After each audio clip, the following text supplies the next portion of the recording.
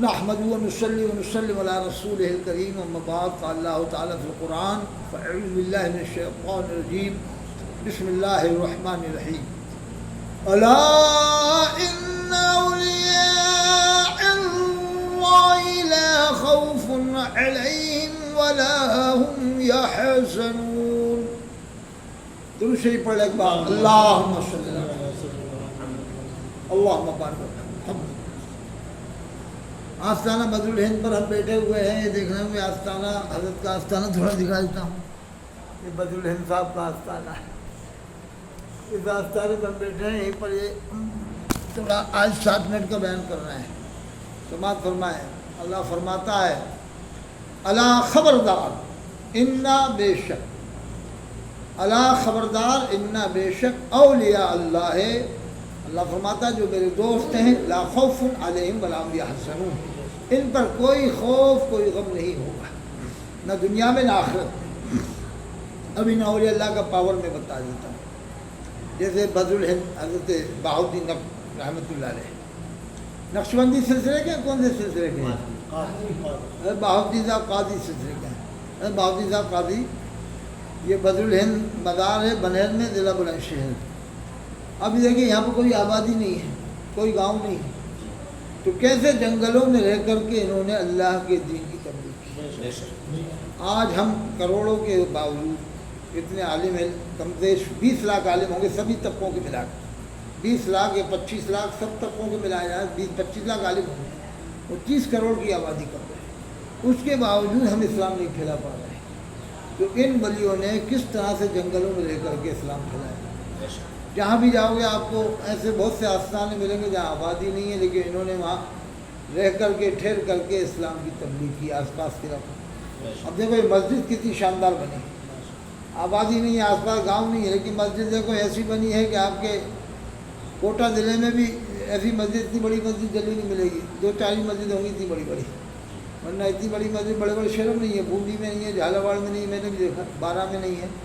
اور آج یہ آستانے حضرت کے وسیلے سے دیکھو آپ اسلام یہاں پھیلایا ہوگا اور کتنی بڑی شاندار شاہی مسجد یہاں بنی ہوئی ہے. سبحان اللہ بڑا دل بھی لگتا ہے سکون لگتا ہے. میں نے پیڑ کے اندر پیچھے نماز پڑھی پیڑ کے نیچے تو بڑا سکون ملا تھا. تو یہ حضرت بدر الہند رحمۃ اللہ علیہ جو ہیں ان کی تاریخ تو مجھے معلوم نہیں ہے لیکن میں معلوم کروں گا یہاں پر کہ کب حضرت غالباً 100 سال پہلے کے ہیں. 100 سال قریب کا معاملہ ہے. اسی درمیان میں سیدنا حاجی وارث علی شاہ رحمۃ اللہ علیہ اسی 100 سال کے پہلے حضرت شیخ فضل الرحمان کا مراد آبادی رحمۃ اللہ علیہ. تو بڑے بڑے علامہ عبد القادر بدائچی رحمۃ اللہ علیہ بھی اسی 100 سال کے اندر یعنی بڑے بڑے علماء ہزاروں کی تعداد میں ہوئے ہیں. بڑے بڑے ولی اولیاء کرام ہوئے ہیں. اب ان سبوں نے حکمت طریقے اپنائے ہیں اسلام پھیلانے. جیسے سیدنا حاجی وارث علی شاہ رحمۃ اللہ علیہ نے پیلا لباس اس لیے پہنا کہ ہم غیر لوگوں کو قریب کر سکیں. وہ ہمیں اس لباس میں دیکھ کے ہمارے قریب آئیں گے تو اسلام کے دامن میں آئیں گے. وہی ہوا. بارہ بنکی کے ٹھاکروں کو انہوں نے اسلام میں داخل کیا اسی لباس میں جو نارنگی کلر کا لباس آپ پہنتے تھے. وہ اس مقصد سے پہنتے تھے کہ ان کو ہم قریب کریں یا ہمارے قریب آئیں ہم سے دور نہ ہوں. وہ جب ہم سے دور نہیں ہوں گے قریب آئیں گے تو اسلام سیکھیں گے. وہی ہوا. بارہ بنکی کے ٹھاکروں کو انہوں نے اسلام میں داخل کیا. سیدنا حاجی وارث علی شاہ رحمۃ اللہ علیہ جو آپ کے علی گڑھ میں بھی سنا ہے تشریف لائے تھے. سر سید صاحب ان سے ملنے جب آئے رات میں تو بتایا کہ رات میں سر سید کہا کہ اگر رات میں چور آتے ہیں کہا کہ نہیں مذاق بھی تھے نا سر سید. کہا تھا میرے اوپر فتوے لگے ہیں کفر کے ہیں اس لیے میں رات میں آیا کہ آپ کو کوئی بدنام نہ کرے. تو حضرت سیدنا حاجی وارث صاحب نے فرمایا کہ اے سر سید ہم تمہیں اس وجہ سے نہیں دیکھتے جس وجہ سے مولوی لوگ دیکھتے ہیں اس وجہ سے نہیں دیکھتے. وہ اللہ کے ولی سے سمجھ رہے تھے کہ غلطیاں ہوئی ہوں گی کوئی نہ کوئی غلطی ہوئی جاتی ہے لیکن ایسا کفر تو نہیں کہ جس سے انسان جو ہے کہ دائرہ اسلام سے ایک دم ایسا خارج ہو جائے کہ جس پر بڑا سخت کفر کا فتویٰ لگے.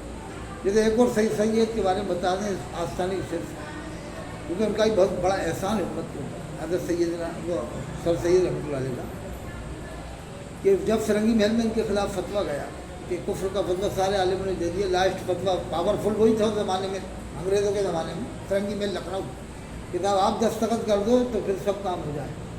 تو انہوں نے فتویٰ دے گا سر سید کے بارے میں کفر کا ہے. کہا کہ اس کو ردی کی ٹوکری میں ڈالو اس فتوے کو ردی کی ٹوکری میں ڈالو. پھر انہوں نے اپنا چشم دید واقعہ بتایا. آنکھوں دیکھا سنا نہیں آنکھوں. کہا کہ اس کے بارے میں کفر کا فتویٰ لینے آیا میں نے خود اپنی آنکھوں سے دیکھا ہے کہ سر سید کے سامنے جب اللہ کے رسول صلی اللہ علیہ وسلم کا ذکر مبارک ہو رہا تھا تو ان کی آنکھوں سے برابر آنسو ٹپک رہے تھے. تو کہا کہ ایسے کو کیسے کافر کیا؟ مطلب مانے غلطیاں ہوتی ہیں انسان سے. کفر بھی کئی قسم کے ہوتے ہیں.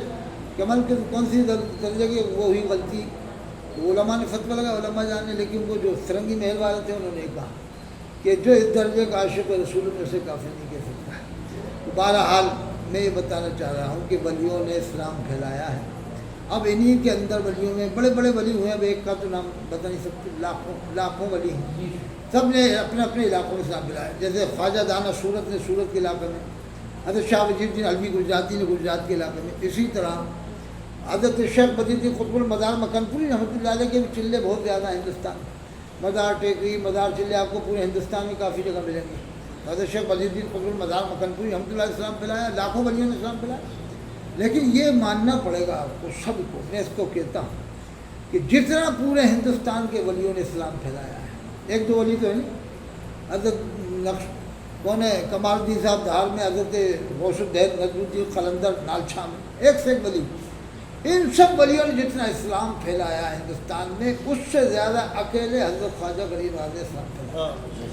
اس بات کو میں ہی نہیں بلکہ دنیا مانے گی کہ ہر اطہر حسین قاضی کہہ رہا وہ حق ہے کہ جتنا تمام ولیوں نے مل کے پھیلایا اتنا اکیلے حضرت خواجہ غریب نواز نے پھیلایا. اللہ نے ان سے اتنا بڑا کام کیا کیونکہ جدھر چلے جاتے تھے انقلاب آ جاتے تھے.